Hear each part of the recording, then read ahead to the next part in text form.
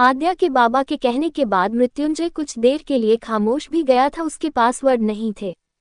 मृत्युंजय थोड़ी देर चुप रहा, फिर बोला, मैं जानता हूँ बाबा कि बाहर लोग क्या कहेंगे। विस्मयादिबोधक चिन्ह। लेकिन आद्या के साथ यहाँ बहुत गलत हुआ था। उसने इस घर में बहुत कुछ झेला है। वो इस घर में थी नहीं तब भी वो इस घर के लोगों की वजह से दुखी हुई, और इस घर में आने के बाद तो उसने बहुत कुछ झेला है। मैं आद्या को और कमजोर नहीं पड़ने दे सकता।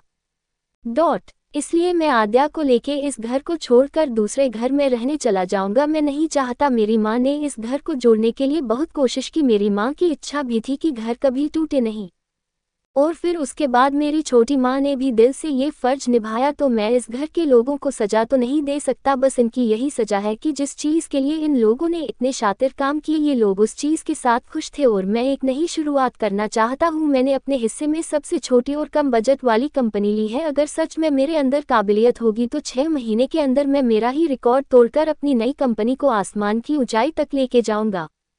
अब जो भी होगा वो मेरी खुद की मेहनत का होगा। मेरी किसी से कोई दुश्मनी नहीं है, पर मैं अभी बीबी को और जलील करने के लिए इन लोगों की बिक नहीं छोड़ सकता। इसलिए ये मेरा फैसला अटल है। और दादी दादू आप लोग कुछ बोले उससे पहले मैं बता दूं, आप लोग यही रहोगे। माँ पापा आलोक चाचू पुलकित शिवाय और कनक के साथ, और आप लोग बीच बीच में मिलने आते रहना। पर अब कोई मुझे रुकने को नहीं कहेगा। बहुत बर्दाश्त कर लिया, अब किसी से कोई शिकायत नहीं करनी। बस जो गुनाहगार है उसको सजा मिल चुकी है, और मैं और आद्या आज ही इसी टाइम ये घर हमेशा के लिए छोड़कर जा रहे हैं और कोई सवाल नहीं करेगा। और दादी दादू आपको मेरी कसम, जो मेरे फैसले को रोकने की कोशिश की तो जय अपना फैसला सुना चुका था। सब लोग उसके फैसले के बाद माया और शांति से नफरत करने लगे थे। वही जय और आद्या के घर छोड़ने के नाम से सब तड़पने लगे।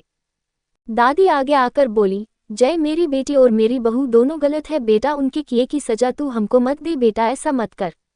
जय ने दादी का हाथ अपने हाथों में लिया और बहुत प्यार से बोला, दादी अब नहीं, आज मत रोको। और ऐसा कह के वो आद्या को बोला, चलने की तैयारी करो आद्या, तुम्हारा जो भी सामान हो वो समेट लो, हम अभी निकल रहे हैं। जय ने आद्या को आदेश देते हुए कहा। जय दुखी मन से दादी का हाथ छोड़कर आद्या के बाबा के सामने आया और विनती करते हुए बोला, बाबा आप जाए कर सुनील और प्रतीक, उनसे भी मैं माफी मांगता हूँ। मैं यहाँ से जाने के बाद टाइम निकाल कर आद्या के साथ वहाँ आऊँगा। अभी आप जाए, मुझे मेरा फर्ज निभाने दीजिए। आपको मेरी बातें बुरी लगी हो तो मुझे माफ करना बन। आद्या के बाबा दुखी मन से मुस्कुराया और जय के सिर पे हाथ रखकर 2 कदम आगे आए और आद्या के सिर पे हाथ रखकर बोले, बेटा जय को कभी अकेला मत छोड़ना, उसका साथ कभी मत छोड़ना, चाहे हालात कैसे भी हो। और ऐसा कह के बाबा वहां एक पल भी नहीं रुके और वहां से नमाखे से चले गए। रोहित ने दिलीप को भी वापस से पुलिस वालों को सौंप दिया था। मृत्युंजय ने सबके आगे हाथ जोड़ लिए, किसी को भी कुछ भी कहने से रोक लिया। पुलकित और कनक दोनों भाई बहनों के लिए तो ये किसी सजा से कम नहीं था।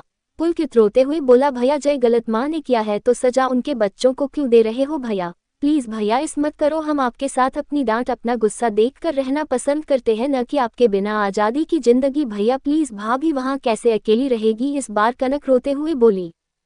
जय आज पहली बार सबके आगे बेहद प्यार से बोला, दूर नहीं जा रहे तुम लोग, आ जाया करना मिलने। और पुलकित शिवाय तुम दोनों ये आंसू रोने में वेस्ट मत करो। अब ऑफिस संभालना है तो दिन रात मेहनत करना और किसी मोहजाल में मत फंसाना, बस अपने काम पे फोकस करना और कोई और कुछ मत कहना। मेरा फैसला अटल है। इतना कह के वो आद्या को बोला।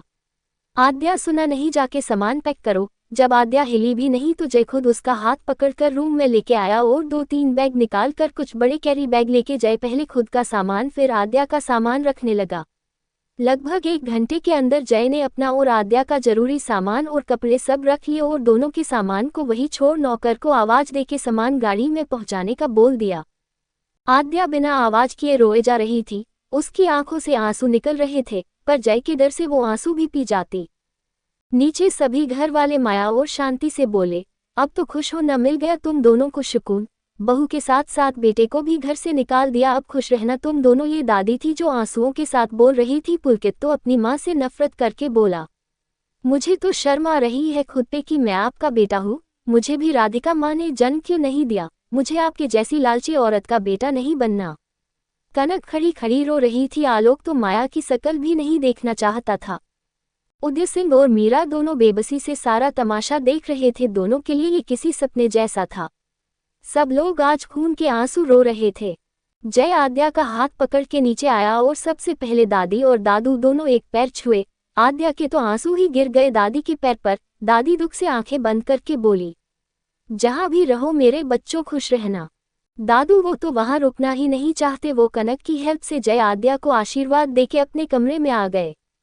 मृत्युंजय ने आज सालों बाद अपने पापा और मीरा माँ के पैर छुए, उसके बाद आलोक के, और उसके बाद खड़ा होकर जय थोड़ा दुखी मगर अपनी रोबीली आवाज में बोला, डेढ़ चाचू आप लोग दादी दादू का ध्यान रखना, और छोटी माँ दादी को आपकी जरूरत पड़ेगी, अब उनकी लाडली जो जा रही है तो उनका खास ध्यान रखना। ऐसा बोलकर वो बिना पीछे देखे आगे बढ़ गया। आद्या वही खड़ी खड़ी रो रही थी, उसके आंसू नहीं रुक रहे थे। उसको देख शिवाय अपने आप को रोक न सका। वो रोते हुए बोला, प्लीज भाभी भाई को रोको न। शिवाय ने इतना बोला ही होगा कि मृत्युंजय बिना पीछे देखे जोर से चिल्ला कर बोला, आद्या बिना देर किए जल्दी आओ, इससे पहले कि मेरा गुस्सा कंट्रोल से बाहर जाए। जय की बात सुनकर आद्या बिना एक पल भी रुके तेजी से रोते हुए वहां से चली गई। जय ने आद्या का हाथ पकड़ा और गाड़ी चलाकर गाड़ी को घर से बाहर की ओर मोड़ देता है। आद्या गाड़ी के अंदर भी गर्दन नीचे करके रो रही थी, उसके आंसू उसकी गोद में गिर रहे थे। दिल तो जय का भी टूटा था, वो बस रो नहीं रहा था पर दर्द से उसकी आंखें सुर्ख लाल हो गई थी। दोनों दुखी मन से राठौर हाउस छोड़कर चले गए थे और अपने पीछे छोड़ गए सबको रोता हुआ। आद्या और जय के जाने के बाद घर में मातम सा पसार गया। सब लोग बोझिल कदमों से पीछे लौटते थे। दादाजी और दादी ने इस टाइम न शांति न माया किसी को कुछ नहीं कहा, चुपचाप अपने रूम में बैठ गए। उनके साथ कनक भी वही थी। शिवाय भी दादी के रूम में आ गया। मीरा जी बहुत दुखी होकर अपने रूम में आ गई, साथ में उदय सिंह जी भी। अब हाल में सिर्फ और सिर्फ माया जी और शांति और पुलकित और आलोक थे।